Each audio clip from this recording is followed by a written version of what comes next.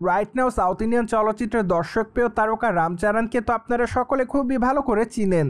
Why not? Ram Charan তার career এরই মধ্যে একাধিক চলচ্চিত্র উপহার দিয়েছে তিনি তার ভক্তদের। তাই তো বলাই বাহুল্য যে দক্ষিণী চলচ্চিত্রের সুপারস্টার তার অভিনয় গুণে ভক্তদের মধ্যে নজরে থাকেন সর্বদাই। মোরওভার আগামী দিনে রামচরণকে অভিনয় করতে দেখা যাবে পেড্ডি চলচ্চিত্রে।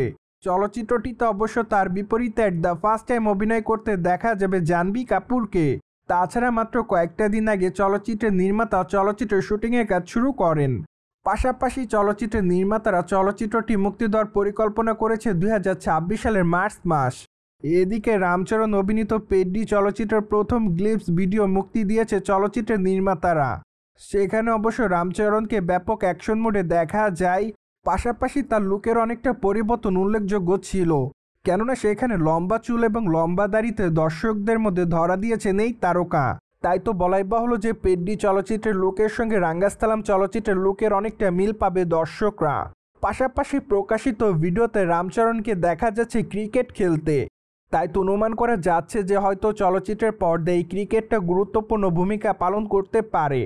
যাই হোক, এখন শুধুমাত্র অপেক্ষার পালা, কেননা এখনও চলচ্চিত্রের নির্মাতারা সঠিকভাবে জানায়নি চলচ্চিত্রের গল্পটি আসলে কেমন হতে পারে।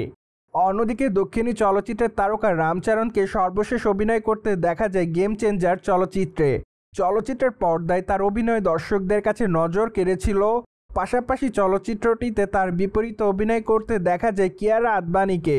আনফর্চুনেটলি বিগ বাজেটের এই চলচ্চিত্রের গল্পটি দর্শকদের কাছে নজর কাটতে পারেনি। তাই তো বলাই বাহুল্য যে চলচ্চিত্রটি মুক্তির পর বক্স অফিসে ব্যাপক আকারে ফলোবের তকমা অর্জন করে। সোভিয়ার্স, জেনে তো নিলেন, সম্প্রতি সময় প্রকাশিত হয়েছে রামচরণের আসন্ন চলচ্চিত্র পেড্ডির গ্লিপস ভিডিও। আর এই বিষয়টি নিয়ে আপনাদের কোনো মতামত থাকলে কমেন্ট বক্সে জানাতে ভুলবেন না। Subscribe our channel for more update.